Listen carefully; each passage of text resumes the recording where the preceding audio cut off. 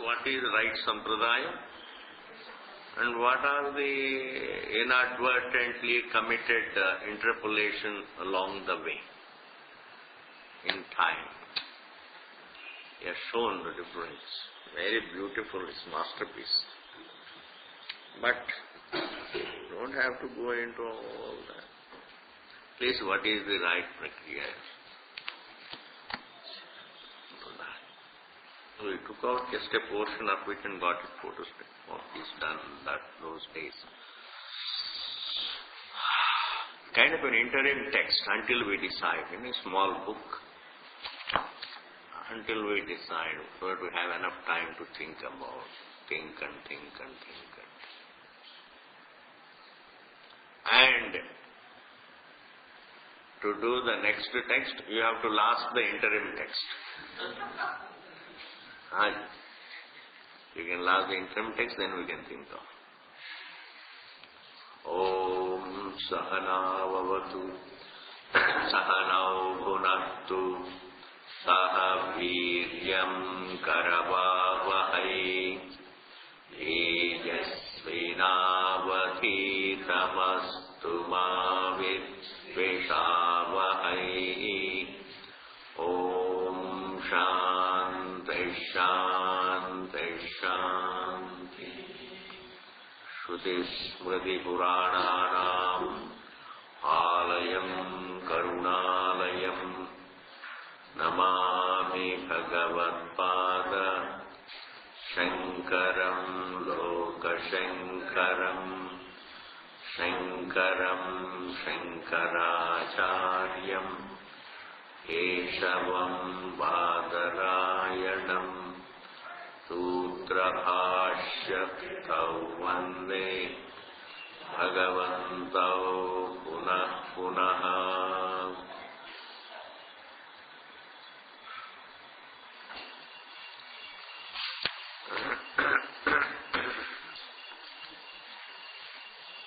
Can all share the book, those who have. Yes. Nobody has.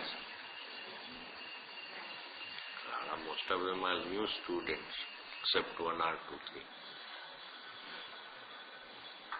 एक दो छोड़ के सब, दो चार छोड़ के सब new haven't done this practice.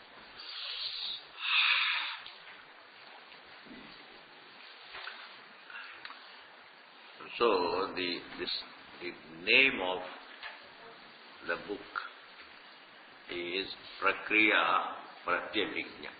Vedanta Prakriya Pratyabhijna. It is one samasa. Vedantasya Prakriya Vedanta Prakriya. So tasyaha prakriyayaha pratyabhijna Vedanta Prakriya Pratyabhijna. Even if you write separately, it is still one compound.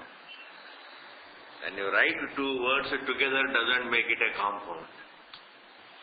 By writing two words together, doesn't make it a compound.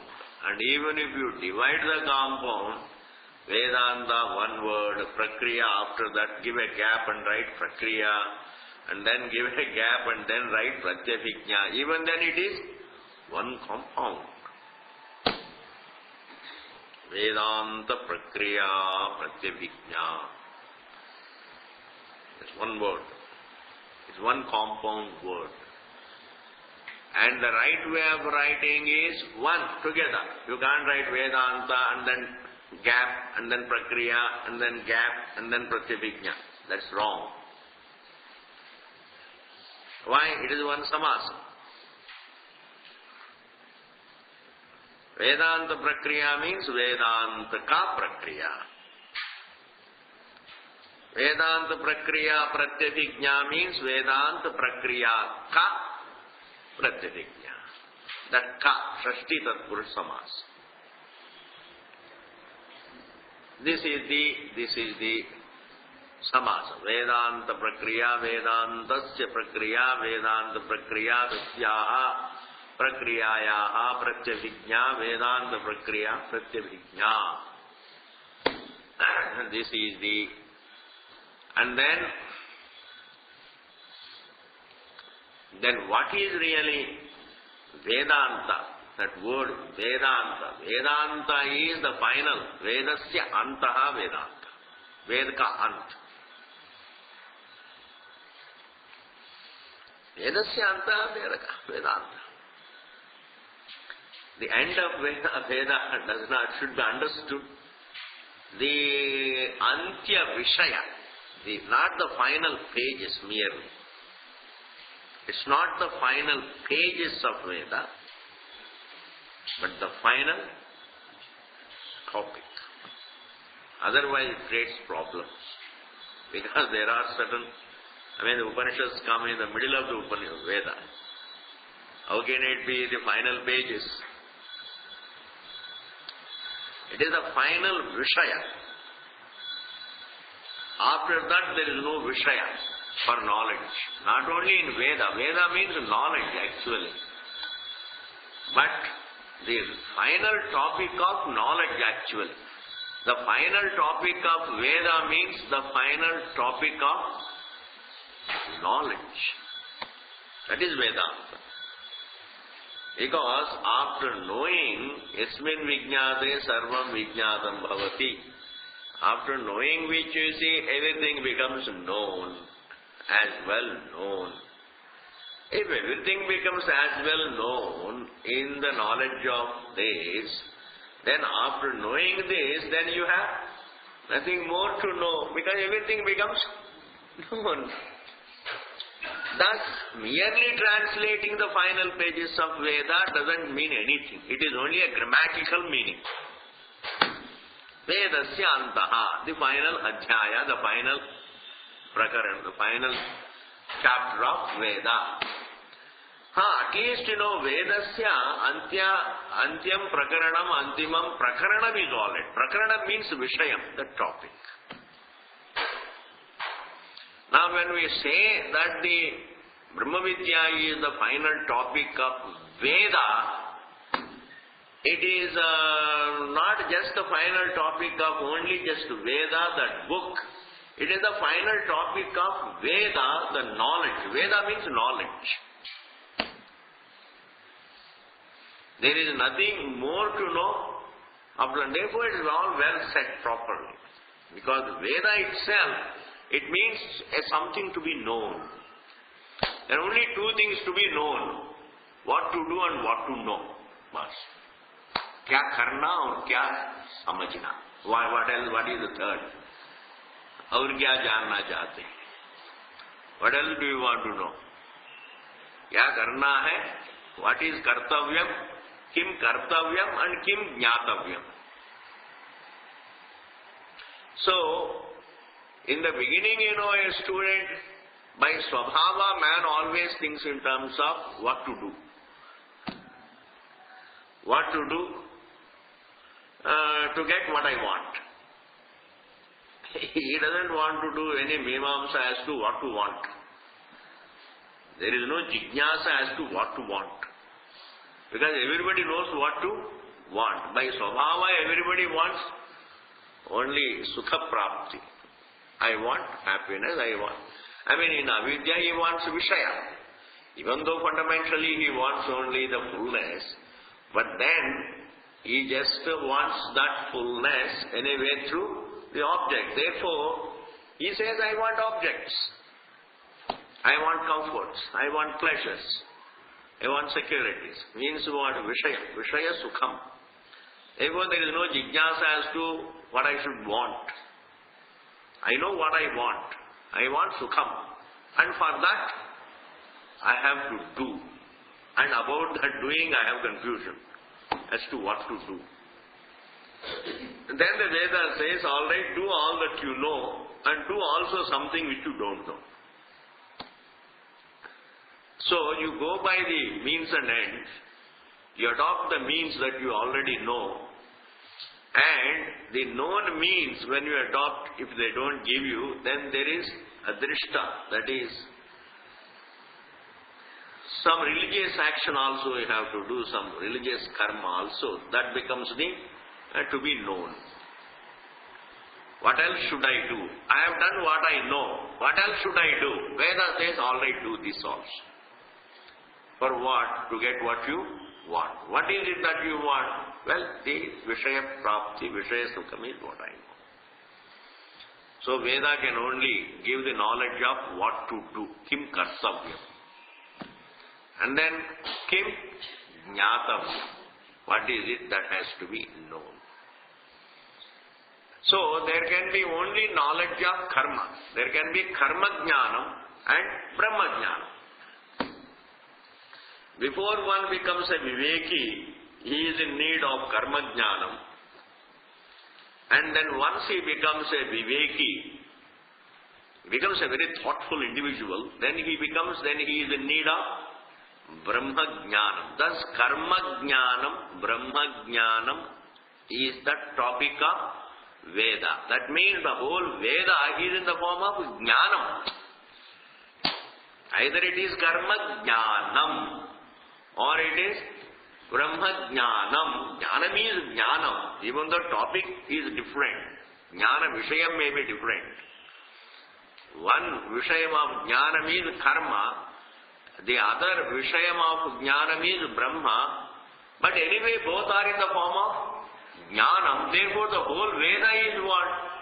Jnana Rupam. And a synonym for jnanam is Veda. Bas, Vedaha means knowledge. You don't have to even call it a body of knowledge. Because it is in the form of a book, you have to say a body of knowledge. Say it is knowledge. Bas. Knowledge. Veda is knowledge. Jnanam. Jnanam about what is jnana vishayam, then there is a jignasa as to what is the jnana vishayam. Then we say there is karma, which is jnana vishayam. Then in time when a person becomes really viveki, then Brahman becomes the vishayam.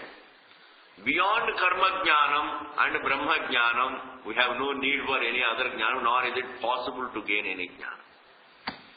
There is no other vishayam anyway. And therefore, thus, Veda itself means knowledge. Veda anta here should mean only the final topic, the final prakaranam of knowledge in general. Knowledge. Whether it is knowledge to be gained for man by man or knowledge to be gained by a deva, it doesn't matter. We can't say, after all, human beings are in need of karma jnanam and brahma jnanam. What about devatas? In fact, devatas are in need of only brahma jnana. Why? Because they have no adhikara in karma. Bas itna hi. Devatas don't have adhikara in karma. They don't do any karma. They had done karma, and as a result they have become devatas. So they are bhokta. So devata has no adhikara in karma. And in order to be adhikari, in order to be an adhikari for karma, then they have to exhaust that punya karma and again be born in Jamrutpur. Then you become an adhikari for karma. There is no, and therefore devatas also have adhikara. They also are in need of only jnanam. That is why devatas also go to devatas Guru Prajapati only for Brahma Vidya. Asuras are also in need of only karma jnanam and brahma jnanam. In fact, in the creation there is a jiva, and the jiva may be of any kind, it doesn't matter. And jiva is always in need of karma jnanam and brahma jnanam. And Veda is, it contains, it has both karma jnanam and brahma jnanam. Okay, Veda antaha means what? The final topic. The final topic of jnanam. Even there is a krama also. There is no harm. It cannot be brahma jnanam and karma jnanam. It has to be Karma jnanam and Brahma jnanam. Therefore it has to be antaha. It can't be the primary topic. You can't begin with life with Brahma Vidya anyway. You see, you can't begin life with Brahma Vidya. You always begin life with Karma Vidya, Karma Jnana. Nobody begins life with Brahma Vidya. Slowly it becomes a Viveki. Some people may become Vivekis early in life. Some people may become little, sanskara may become manifest late in life. That is immaterial. But the krama is, or maybe if a child is born with a sanskara, then maybe in his previous life he had the karma. Krama, there cannot be a krama kopa. Where there is a krama, it can't be broken.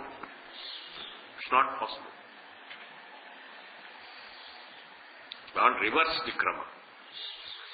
Try to think, first man has to gain Brahma Jnanam and then Karma Jnanam. First I become eternal. Then first I must know how I am eternal, and then afterwards look for non-eternal objects. Is it not appreciable that there is no such a thing? You can't reverse it. And therefore, it has to be, Brahma Vidya has to be Veda Antaha, not to Veda Arambaha. The first Adhyaya, the first Prakaranam has to be Karma. Now, this is, here a few things one needs to understand. That is, when we use the word Veda, we mean only Karma Kanda. Generally in the society, so he is Veda Panditaha, means what? He is Karma Kanda Pandita, he is Karmajna and Karma Anushtata. Bas, itna hi. He is Vedajnaha means, he is Vedacharyaha or Veda Panditaha means, he is a scholar in Veda means he is a Karmajna. And he is Veda Pati. He can recite Veda, plus he has the Shabda Jnanam also, Shabda Artha Jnanam. He has Shabda Jnanam, Shabda Artha Jnanam, Karma Jnanam plus Karma Anushtata. He performs also the karma, that all these things. He is called a Veda Pandita.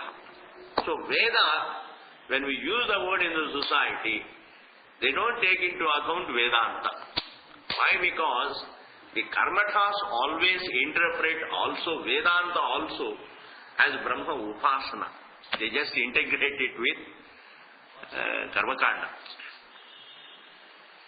Vidya also is for Brahma Upasana. Like Arya Samajis, they took that stand. Arya Samajis do not accept Vedanta as a Bhinna Prakaranam. They do not accept Vedanta as a topic unconnected to karma. But they accept Vedanta as a topic connected to karma. Because just as I must know karma in order to perform it, similarly I must know Brahma to do upasana on it. What is the difference? Just as Karma Jnanam is meant for Karma Anushtanam, and Brahma Jnanam also is meant for Brahma Anushtanam. And in order, so Karma Kanda gives you Karma Jnanam, so that you can do Karma Anushtanam, physical ritual Anushtanam. And Vedanta gives you Brahma Jnanam, so that you can do Brahma Anushtanam, Brahma Upasana. And both, whether it is physical karma, or it is manasa karma, or really shariram karma, or manasam karma, it is karma, Purushatantra Vyapara. Thus even Vedanta is connected to karma. And therefore, they don't accept Vedanta as a Bhinna Prakaranam, but Karma Anga Rupa Prakaranam. It is Anga. It's a part of Karma Kanda. But Sampradaya, the tradition, now you see, this is what some people say. This is what the Dvaitis say. This is what the Visishtadvaitis would say. This is what also Arya-Samajis would say, that this is what Karmathas would say, Mimamsakas would say. Then how do you know really that it is a Bhinna Prakranam? How to establish? Then we have to consult only Vedanta Sampradayam. And that Sampradayam used to be alive from person to person. But later on really, there are so many traditions coming and joining it. It is very difficult really to find out exactly what is Vedanta Sampradayam, Advaita Sampradayam. It is Vedanta Sampradayam. Vedanta Sampradayam. It's not Advaita Sampradayam. It's called Vedanta Sampradayam. Because then there are so many other Sampradayas came like Advaitam, etc., etc. Then later on to discern between the two, then they called it Advaita Sampradaya. Otherwise there is only Vedanta Sampradaya. Sampradaya means what is bequeathed by one person to another person. It's Sampradaya. It is Sampradana. It's giving. दास धातु से बनी है संप्रदाय. Therefore, Vedanta is to be taken not as merely the final pages or anything, it has to be taken as the final topic. Now, you see, if Vedanta is something that is Angabhutam for karma, if Brahma Vidya is a part of Karma Kanda, it is related to Karma Kanda, then why do you have to call Brahma Vidya as Vedanta? Why a new word? If it is a part of Karma Kanda, Brahma Vidya also if it is a part of Karma Kanda, then it would be what? Karma Kanda. Then it would also be called Veda. If Karma Kanda is Veda, then Vedanta would be called Veda. Then why specially call it as Vedanta? Now supposing you say, no, this happens to be the final Adhyaya of Vedanta. A final Adhyaya is not specially mentioned. Bhagavad Gita and the last chapter of Bhagavad Gita. Why? Bhagavad Gita includes the last chapter. If it is merely a final Adhyaya, not the final topic, if it is merely a final pages, if it's merely final pages, then the final pages are always a part of the whole book. So when you refer to the book, the Veda, it includes final pages. If you say if it doesn't include final pages, then I have an argument. From which page do the final pages begin? I would count right from the first page. Therefore, that means Veda includes no page then. What are the final pages you are talking? Which are the final pages? Begin from where? Therefore, Vedanta does not mean really final pages. Vedanta means the final topic. I am very particular about this particular thing. The final Vishaya. That Vishaya may come in the final pages or before the final pages, it doesn't matter at all. Even if it comes in the final pages, still Vedanta cannot be defined as final pages. It is final topic of knowledge. Vedanta, that is the meaning of the word Vedanta. Hey, it creates a vision. This is the final topic of knowledge. Not human knowledge or Devata knowledge. Knowledge, understanding in the creation. Nothing beyond it is, there is no topic beyond this topic. There is no topic. There is only karma jnanam and brahma jnanam. As a vishaya, understand, as a vishaya. Vishaya, only brahma. And before that vishaya there is karma. And now, the aparavidyas. Are you hearing? The aparavidyas. Aparavidyas like your physics and chemistry, biology, etc., etc. Siksha, kalpaha, vyakaranam, niruktam, chandas, jyotisham, all these things. They are all vidyas connected to karma. Like I must know the karma angas in order to perform an Agnihotra. I must know there are so many details.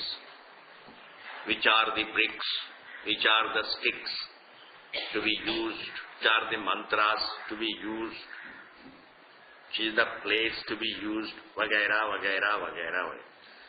And this is all aparavidya.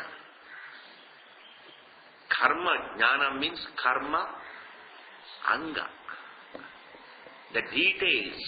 Because there are sadhana, just as karma is a sadhanam for phalam, remember Buddha is asked, you have to follow. Just as karma is a sadhanam for phalam, even to perform the karma you require sadhanas. Your entire aparavidya is nothing but the jnanam about the sadhanas which are used in performing karma for phalam. Bus. How to make a bus is all aparavidya.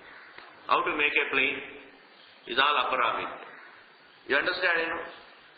Now what is that whole jnanam being used? The entire jnanam that is used to make a plane is used for karma, to move.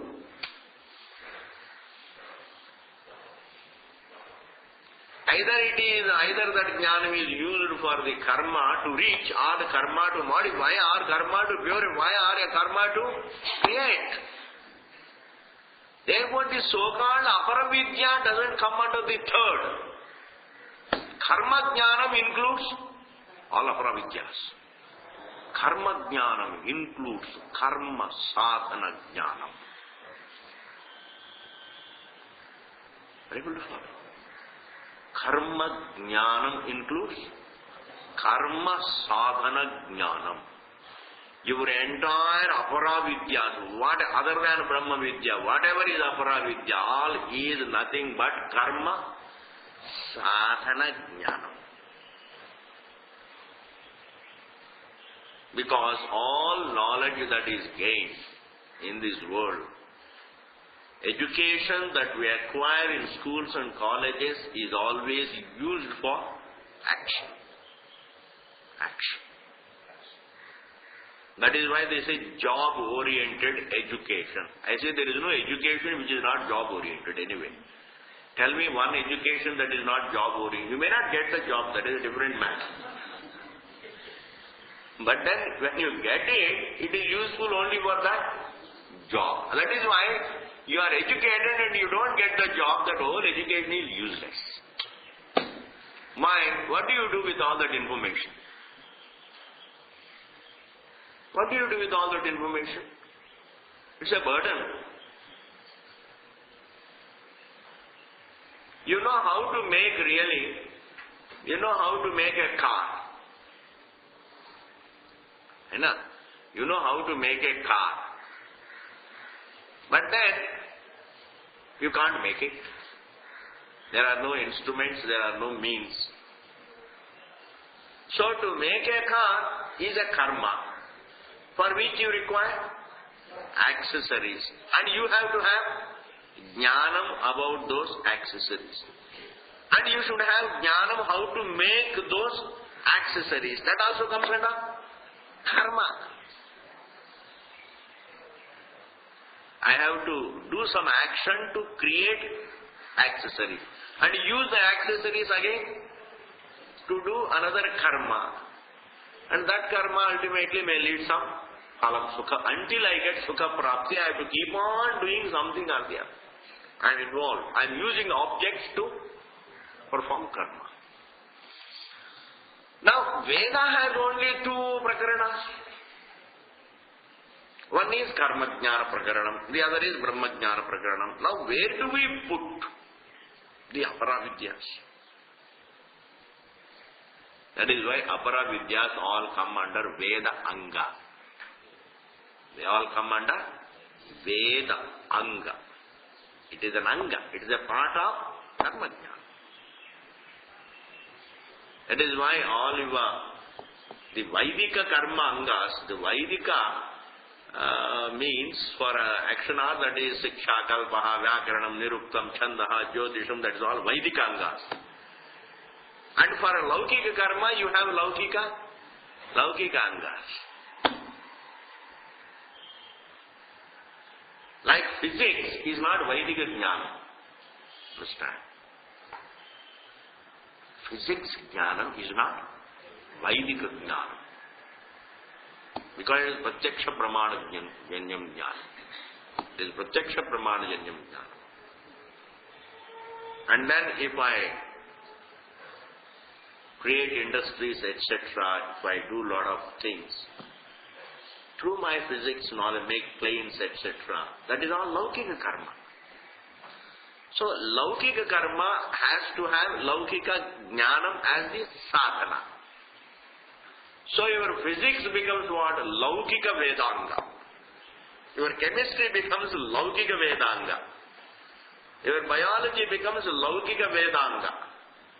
Now, Vaidika Vedanga is what? Siksha, Kalpaha, Vyakaranam, Niruktam, Chandaha, Jyotisham. That is why it is understood that there is only karma jnana, which includes all the sadhanas for the karma. And there is only brahma jnana. Thus, Vedanta. We have covered that Veda. What is Vedanta? And Vedanta is not a karma angabhutam.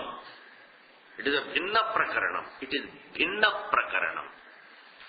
It is a different topic, not it is a different section. It is not that it is a different adhyaya. A different adhyaya need not imply a different topic. Different adhyaya refers Balakandam is Ramayanam. Then Aranyakandam is also Ramayanam. Then Kishkinda Kandam, Ramayanam. Sundarakandam, Ramayanam. Yuddha Kandam, Ramayanam. Ayodhya Kandam, Ramayanam. It is all Ramayanam. Any number of kandas come under Ramayanam. It's all Ramayanam. Therefore, change of kanda, change of adhyaya does not mean change of. Therefore, Bhinna Prakaranam should mean what? Bhinna Vishaya Prakaranam. It's a different topic. Okay, Vedanta, Prakriya, the method. Prakriya means the method. Prakriya means, Prakriyate. Anaya iti Prakriya. A means of doing something is called Prakriya. It can be Prakriya.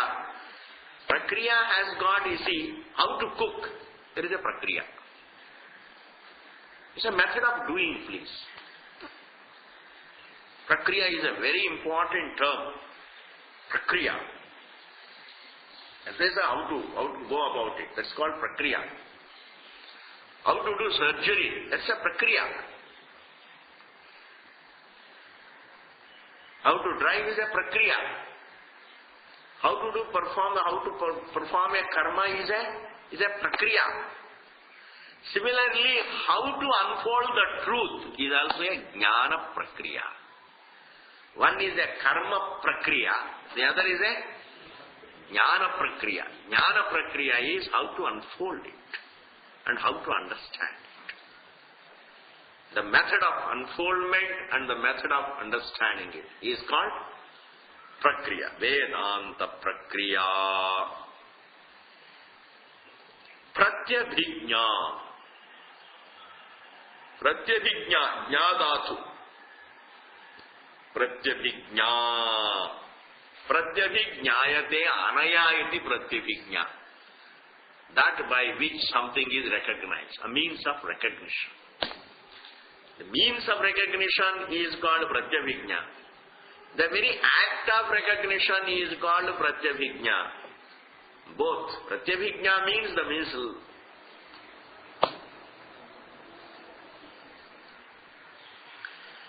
That means recognizing the actual method of unfoldment of Brahmavid, of the topic called Vedanta. The title of this book is Recognizing the Method of Understanding. Why should you recognize? Why? Because there are so many interpolations. Yesterday you saw Devadatta. Last month you saw Devadatta. Next day you met him again and you did not meet anybody. You saw Devadatta. And the next day again you meet him, the whole day you spent Devadatta. Next day again you met from morning till evening only Devadatta. Now you don't get a jignasa how to recognize Devadatta. Why? Because there is nobody else. Whom I saw yesterday, the same person I am seeing today. And whom I saw yesterday, again I am seeing the same person today. There is recognition, there is no effort to discern and recognize. Supposing every day I am meeting too many people. Yesterday I met my friend Devadatta, plus I met one Mr. Devadatta and then so many other people. And they all look the same. And then I have to, they all look the same, underline, very important. They all look the same. On the face of it, they all look the same. They all seem to be Devadattas. Then I have to recognize who is the real Devadatta. Now, when the oral tradition was there was only Vedanta Prakriya, Brahma Vidya Prakriya, perhaps they protected it and all that. But later on, just before Bhashyakara and even later on, so many interpolations came. So many alien things, a lot of distortions took place. Now, amid distortion, and every distortion looks the same, seems to be right. Everything seems to be right. And amid all these confusions, which all seem to be right, I have to recognize what is really Sampradaya.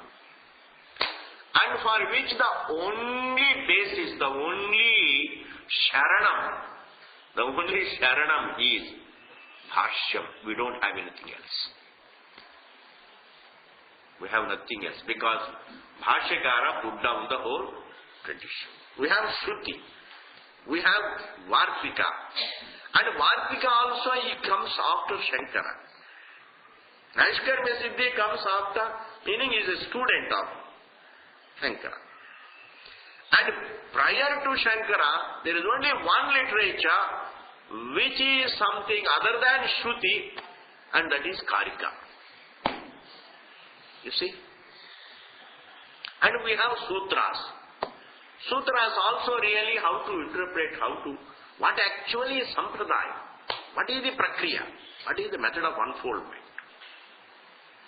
Because the method of unfoldment, otherwise called Acharop Apavada Nyaya, going by any other interpolation, Adhyarop Apavada Nyaya doesn't fit into. Supposing I say, I must destroy samsara. I must destroy samsara. Now, in that effort of destroying samsara, Adhyarop Apavada Nyaya doesn't fit in. You see? It is not Adhyarop Apavada Nyaya. It is karma and karma phalam. I have to destroy means what? I must destroy sarpa. Now, if this is the approach, I must destroy the snake. If this is the approach, then there is no accharopa apavada nyaya.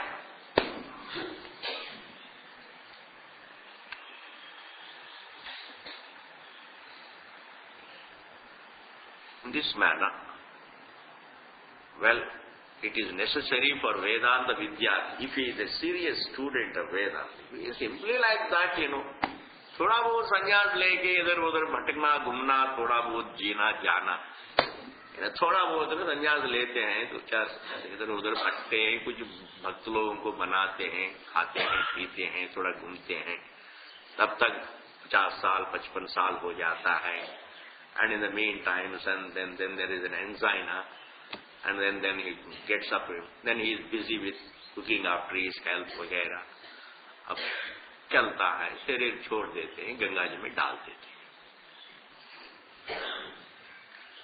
That's a different thing. I am talking from a different angle. If a person is really, if he takes up, what the Vedanta says seriously, he said, what is it saying? I must look into. If he is a jignasu as such, then definitely he will have a problem as to what is the prakriya. What is the prakriya? Like, different people make sambar different ways, but if you are really interested in making sambar, then you will go about what is the exact prakriya of making. You will consult so many people, vagara. You want to find out what exactly is the prakriya. What exactly are the ingredients? If you want to learn Bharatanatyam as such, really you want to learn, then you will look for Sampradaya, definitely. Similarly, if you want to really go into Vedanta seriously, then you will look for Prakriya. And Prakriya has to be recognized. Why? Because there are too many things looking like the Sampradaya. And that is the meaning of Pratyabhijna. So now you get the meaning. Vedanta Prakriya Pratyabhijna. Recognizing the method of unfoldment of Vedanta. Why it has to be recognized? Because it has been there, ancient. And if it is interpolated later on, then I have to discern the right from the wrongs. Not the more right from the less right.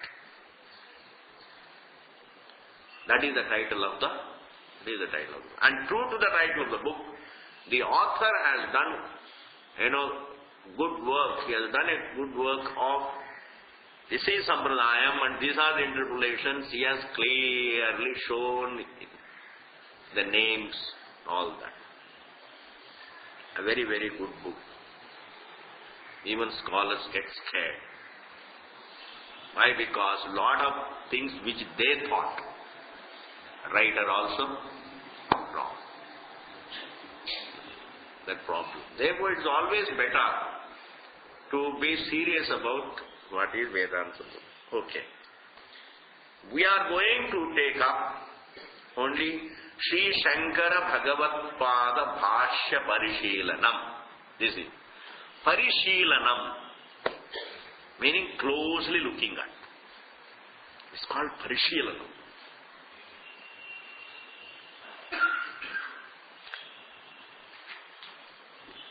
What is Parishilanam? Sri Shankara Bhagavat Pada. Bhagavat Pada means Acharya. Shankara Bhagavat Pada. Bhashya. So Bhagavat Padanam Bhashya.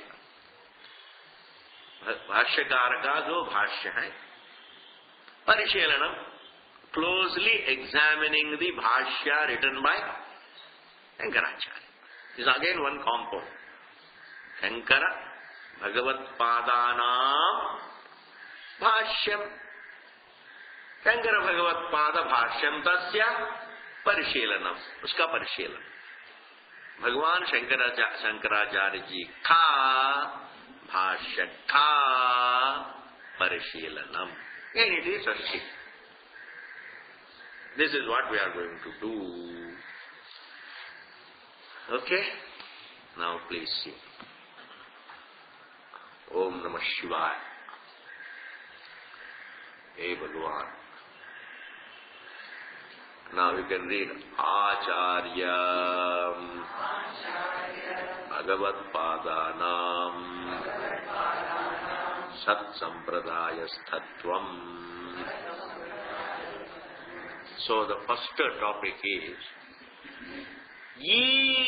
Bhagavan is Bhashyakara, is Shankaracharya ji, is himself in the tradition. Did he really follow tradition? Did he respect tradition? Are there places where there are clues? Are there clues to the fact that he was rooted in Sampradayam and had respect for Sampradayam? And having respect for Sampradayam means, well, expressing the impossibility of understanding Vedanta independent of Sampradayam. That makes his respect for Sampradayam complete. Did he ever mention the impossibility of understanding Vedanta Prakriya independent of Sampradaya? Means what? In another way than the traditional approach. Is there a second approach? Is it possible to understand Vedanta through another approach other than the traditional approach? And does he ever make a mention that it is not possible? If he has not made a mention that it is not possible, if he did not make a mention that it is not possible, then it becomes very difficult for us also to conclude whether he really had respect for Sampradaya. Are able to follow? And now this author says, Shankaracharya ji was rooted in Sampradayam. He was Sampradayam. Whatever he said was, he spoke only the traditional approach. And this statement that all that he spoke, all that he wrote, all that he taught was indeed nothing else but Sampradayam. He is the title, he is the headlines. And that has to be examined. So now this author examines whether Bhashyakara respected the tradition and valued the tradition. The author says, Acharya Bhagavat Padanam Acharyaka Sat Sampradayas Tattvam. He was rooted in the right Sampradaya. Sat Sampradaya means right Sampradaya. Sat Sampradayas Tattvam. Because Sampradaya is a word which cannot refer to anything. Dvaita Sampradayam, Visishta Dvaita Sampradayam, and all of them are called Vedanta Sampradayas. Understand? This is the problem. Dvaita Sampradayam, they say, no, it is not Dvaita Sampradayam, it is Vedanta Sampradayam, which is Dvaitam. Vishishtadvaita Sampradayam would say, this is Vedanta Sampradayam, which is Shtadvaitam. And another person would say, we have got really Kundalini Yoga Sampradayam, which is nothing but Vedanta Sampradayam. Everybody would say this is Vedanta Sampradayam. Because Vedanta, everybody wants to take the Sharanam of Vedanta and read into it something which he wants to say. I want to say something and read it into Vedanta. Because you gain validity when you say what you want to say through Vedanta. Independent of Vedanta, then you may not get that kind of validity, because people do respect scripture. So if you quote the scripture, the devil becomes divine. Understand? Yes. And therefore, it is responsibility of every student really to go into Shastram. Without knowing, just one Vakya you quote here. Just because you quote one small little Vakya somewhere in Vedanta, that doesn't mean really you have studied the whole Vedanta or know what is Vedanta. Now please see. Kevalam Prasthanatrayam Vishaya Nirupanenam Vedanta Prakriyayaham Duravadharanatvat Tannirtharanartham Shankara Bhashyam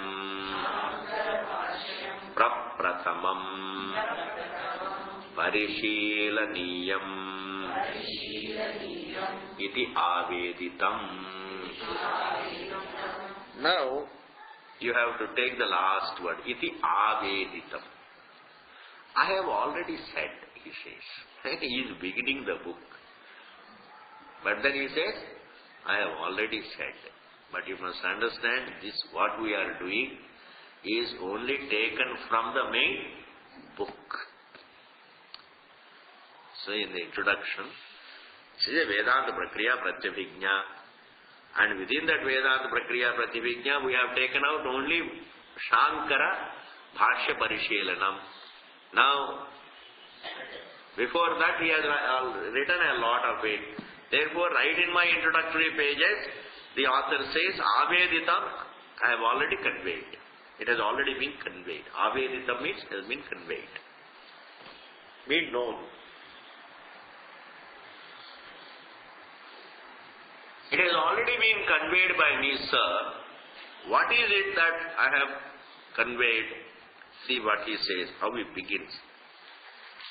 Kevala Prasthanatraya Vishaya Nirupanena. By determining exactly the topic of the Vedanta, Bhagavad Gita and Brahma Sutras. It's called Prasthanatraya. Prasthana means, the path, the method. What is taught? Prasthanatraya means, the three. So there is a Shruti Prasthanam. Then there is Sutra Prasthanam and there is Smriti Prasthanam. Shruti, Smriti and Sutra, these three. By just going through them and just by determining that Brahman is the topic, that Brahma Vidya is the topic or Brahman is the topic, Atma is the topic, because Atma Shabda is there everywhere, Brahma Shabda is there everywhere. That Brahman is the topic of Vedanta, of Brahma Sutras, of Bhagavad Gita. Atma is the topic of Brahma Sutras, of Vedanta, of Bhagavad Gita. Iti Vedanta Prasthanatraya Vishaya Nirupanena.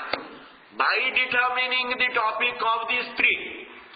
By determining the topic means what? This is the topic. Brahma Vidya is the topic. Itni matra se Prasthanatraya Vishaya Nirupanena Vedanta Prakriyayaha Duravadharanatvat. The method of understanding cannot be determined. Just by looking into Vedanta and saying that Brahma Vidya is the topic, looking into Brahma Sutras and then say Brahma Vidya is the topic, means Brahman is the topic, Brahma Vidya is the topic, and Gita is also Brahma Vidya is the topic. Just by really concluding that Brahma Vidya is the topic of the whole Shastram called Vedanta and Brahma Sutras and Bhagavad Gita, it doesn't mean anything as to how is it unfolded. Because unfolding the truth means it's not just merely describing truth. It will create problems. Why? Because truth is not something, that is opposing. Truth is available for words. Then looking at the words, you can say, this is the topic. And what is the method? Describing it. What is the method of physics? Describing what is evident in your perception. There is no adhyaropa, bhavada, nyaya. There is causation. Depending upon causation and shabda. Shabda becomes the sadhanam to describe all the physical world or biological world or chemical world or any world. But we are talking about really, if you say Brahman is the topic, now just because Brahma Shabda is there and then you say Brahman is the topic, I have determined what is the topic of all the things, it doesn't work. How do they really talk about Brahman? Because if Brahman doesn't have jati, guna, kriya, sambandha, then how do they talk? Therefore here, see the first sentence. Determining the topic doesn't amount to determining prakriya. Determining, when you look into karma kanda, you say, Agnihotram is the karma. So karma is the topic. When you look into karma kanda, karma is the topic. But just determining that karma is the topic doesn't work. I must know karma prakriya. Karma prakriya bhi hai na usme. And that karma prakriya also is handed down from generation to generation. They have got karma sampradaya. They also have, that also has karma sampradaya.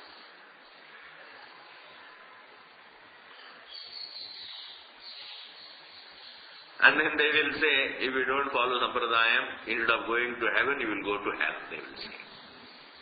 Agnihotra ko perform karenge. You perform Agnihotra, thinking that you will go to Swargam, and then you did not go through sampradayam, therefore you will end up in Narakam. Problems, because phalam is involved. If it is Nitya Karma, it is alright. If it is only for Chitta Shuddhi, why? Because Chitta Shuddhi is for Drishta Phalam, not Adrishta Phalam.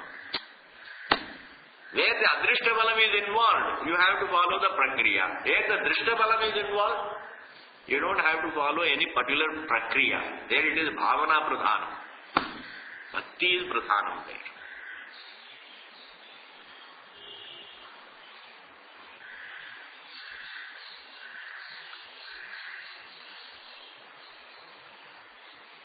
Therefore, here Bhagavan says, determining the topic of Vedanta, topic of Brahma Sutras, topic of Bhagavad Gita, doesn't amount to the method of understanding that topic.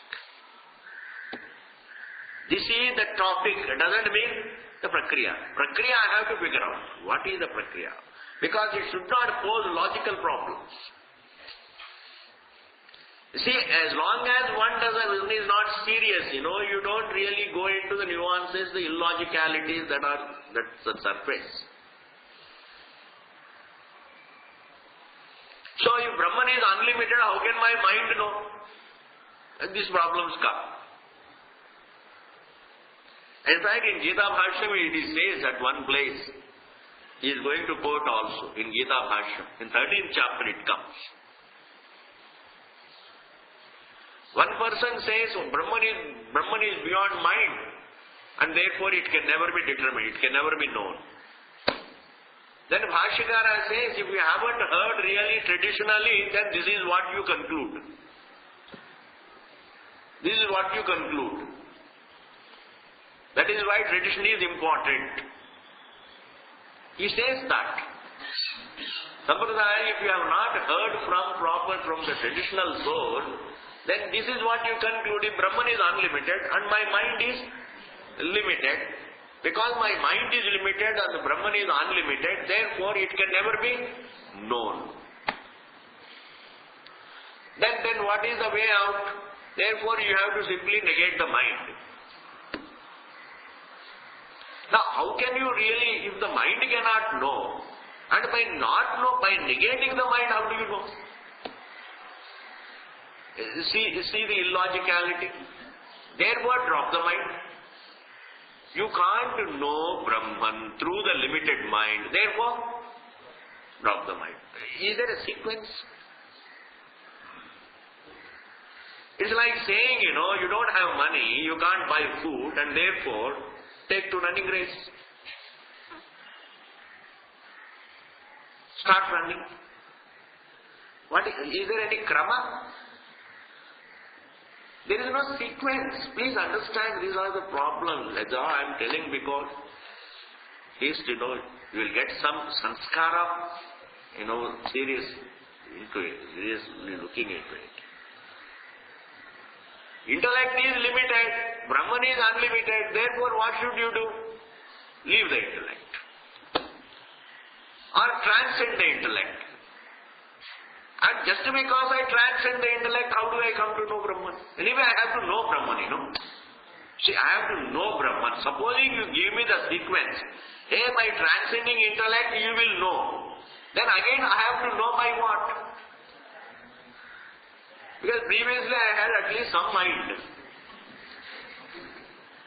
And now, after coming to you, definitely I have stopped really. I just all the time I quaternion. Quaterning it means was storing it.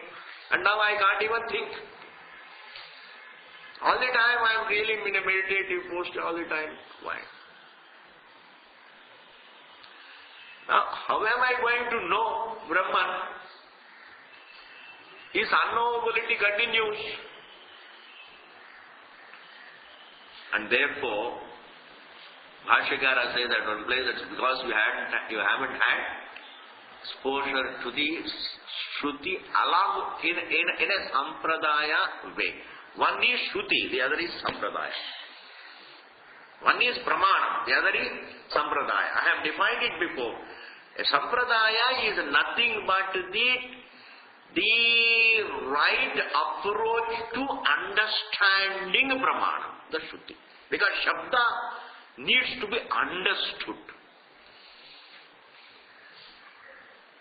That method needs to be understood. Because if it is an object, there is no method. Description is the method. Pratyaksha is the Pramana. Objectifying is the method. But here there is something else. Therefore here it says, just we will complete that line, Tan Nirdharanartham. We can't begin the class and stop it halfway a sentence. Therefore Tan Nirdharanartham. Tan Nirdharanartham is Prakriya Nirdharanartham. To determine the Prakriya. Even after determining the topic, you have to determine the Prakriya. Tan Nirdharanartham. Shankara Bhashyam. Shankaracharya ji ka bhashya ko praprathamam, to begin with, first of all, praprathamam, parishilaniyam, has to be examined, has to be looked at.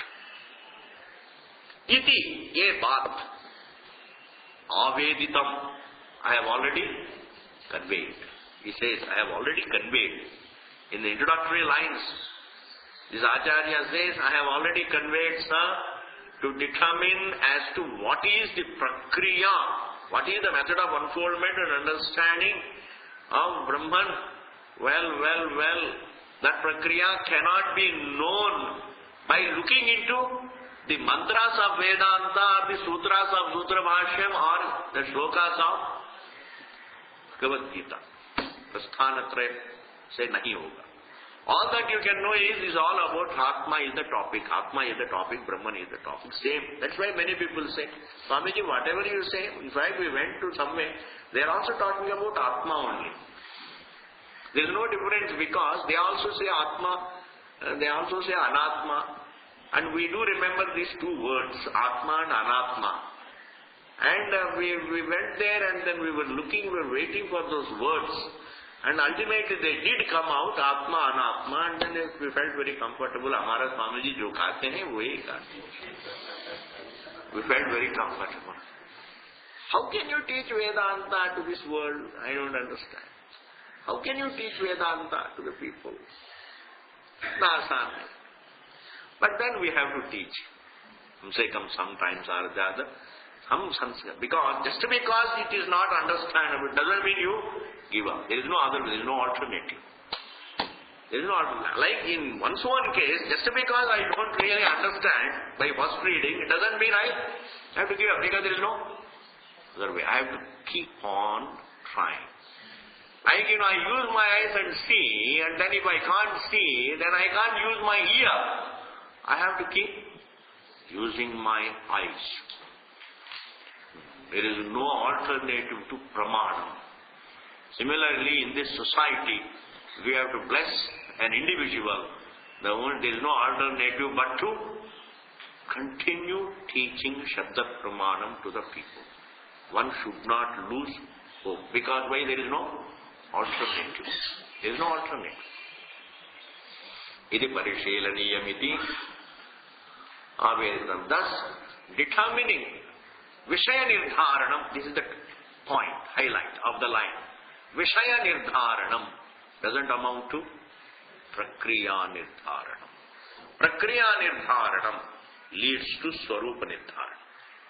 Not mere Vishaya Nirdharanam, Vishaya Swarupa Nirdharanam. Generally this is the Vishaya. Brahman is the Vishaya, Atma is the Vishaya, Moksha is the Vishaya. It is only Vishaya Nirdharanam, but not Vishaya Swarupa Nirdharanam. And Vishaya Swarupa Nirdharanam depends upon Prakriya Nirdharanam. What is the method of unfoldment? How are words relevant? How do words unfold the truth? This is going to be the topic. Om Purnamadaha Purnamidam Purnat Purnamudachyate Purnasya Purnamadaya Purnameva Vasishyate. Om Shanti Shanti Shanti. It's a very beautiful book. I am telling you, listen to it very carefully. It's no less than Vishuddha Veda. This is a great book. Kriya Prativijna is a masterpiece of it.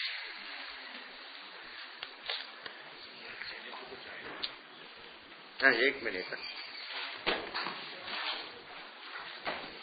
Ram Bhatt का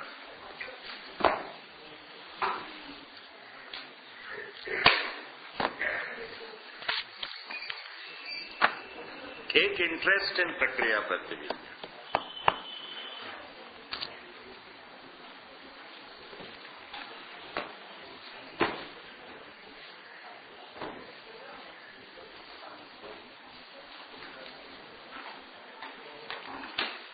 Oh Bhagavan.